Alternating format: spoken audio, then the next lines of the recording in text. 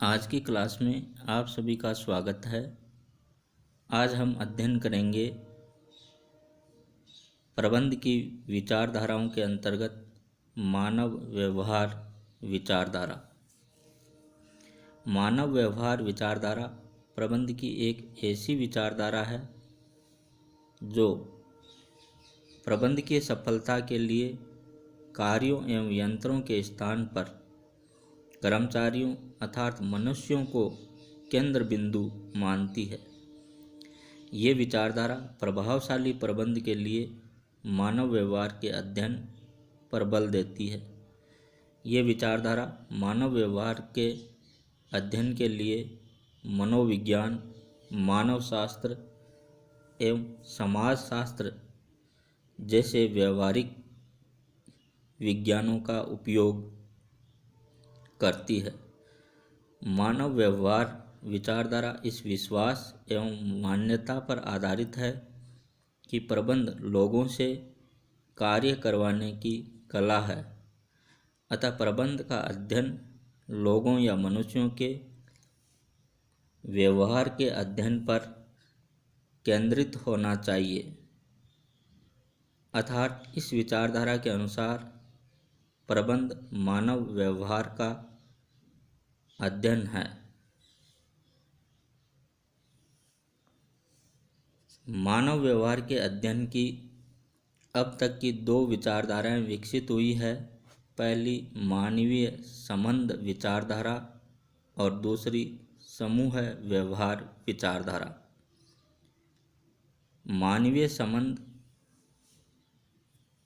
विचारधारा, ये विचारधारा मानव की सामाजिक एवं मानसिक आवश्यकताओं के अध्ययन पर बल देती है तथा विश्वास करती है कि संस्था एवं प्रबंध की सफलता कर्मचारियों की सामाजिक तथा मानसिक आवश्यकताओं की संतुष्टि पर ही निर्भर करती है। ये विचारधारा मनोविज्ञान पर आधारित है।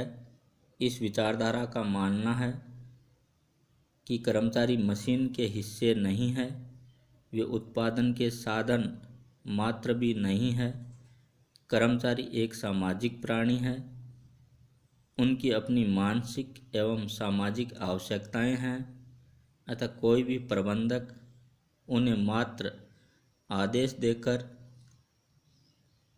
मशीनों की भांति उनसे कार्य नहीं करवाया जा सकता है।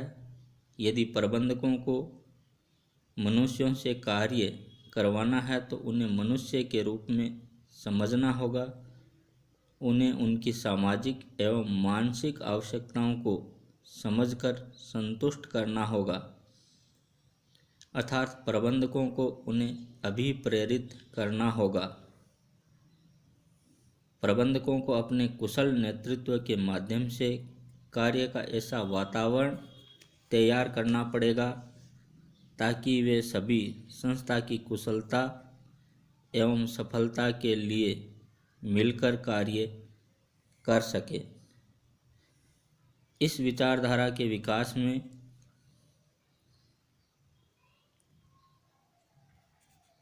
एल्टन मेयो, मेस्लो आदि मनोवैज्ञानिकों ने महत्वपूर्ण योगदान दिया। मानव व्यवहार से संबंधित दूसरी विचारधारा समूह व्यवहार विचारधारा है। ये विचारधारा मानवीय संबंध की विचारधारा का विस्तार है। मानवीय संबंध विचारधारा केवल वैयक्तिक व्यवहार के अध्ययन पर आधारित है, जबकि समूह व्यवहार विचारधारा समूह के व्यवहार पर केंद्रित है। ये विचारधारा इस बात पर विश्वास करती है कि प्रबंधकीय कुशलता के लिए समूह या संगठन में मानव व्यवहार का अध्ययन करना चाहिए। इस प्रकार ये विचारधारा मनुष्यों के सामूहिक व्यवहार के अध्ययन के द्वारा प्रबंधकीय कुशलता प्राप्त करने पर बल देती है। अर्थात इस विचारधारा के अनुसार समूह में मानव व्यवहार का अध्ययन ही प्रबंध है। समूह व्यवहार विचारधारा की ये मान्यता है कि प्रबंध एवं संगठन की कुशलता एवं सफलता के लिए समूह में मानव व्यवहार का अध्ययन आवश्यक है।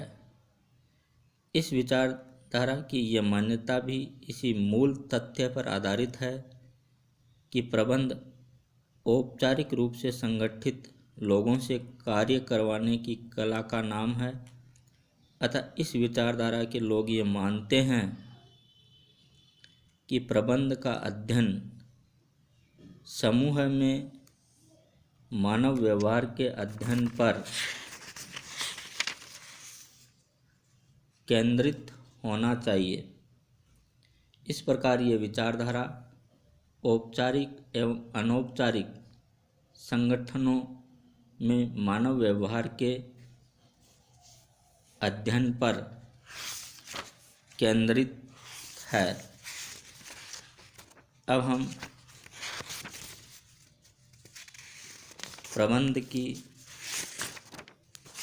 अगली विचारधारा के बारे में अध्ययन करेंगे, वह है उद्देश्यों द्वारा प्रबंध। उद्देश्यों द्वारा प्रबंध अर्थात उद्देश्य निहित प्रबंध। उद्देश्य निर्धारण के आधुनिक मॉडल को उद्देश्यों द्वारा प्रबंध के नाम से जाना जाता है।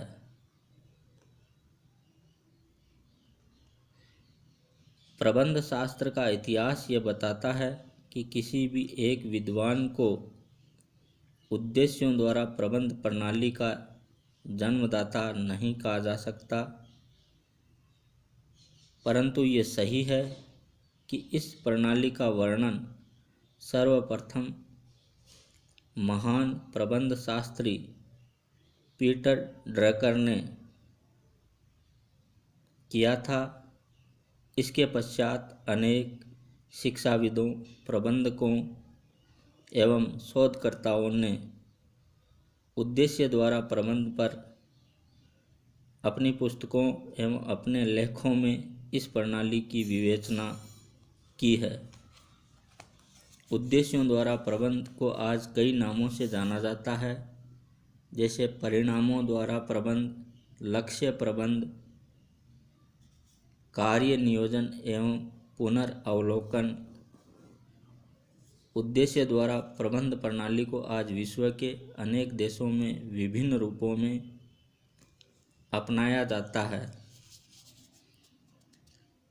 पीटर ड्रकर के अनुसार उद्देश्य द्वारा प्रबंध एक ऐसी प्रणाली है जिसमें व्यक्तिगत रूप से प्रत्येक प्रबंधक की तथा संपूर्ण उपक्रम दोनों की कार्यकुशलता में सुधार हेतु निगमीय, विभागीय तथा प्रत्येक प्रबंध के स्तर पर उद्देश्यों का निर्धारण किया जाता है।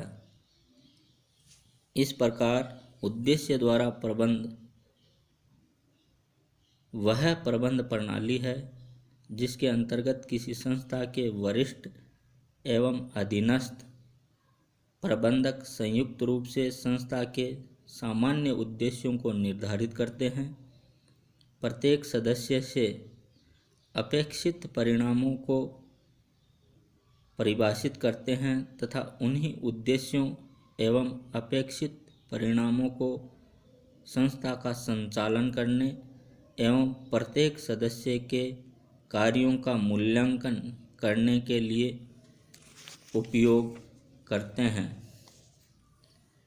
उद्देश्यों द्वारा प्रबंध की विचारधारा की विशेषताएं।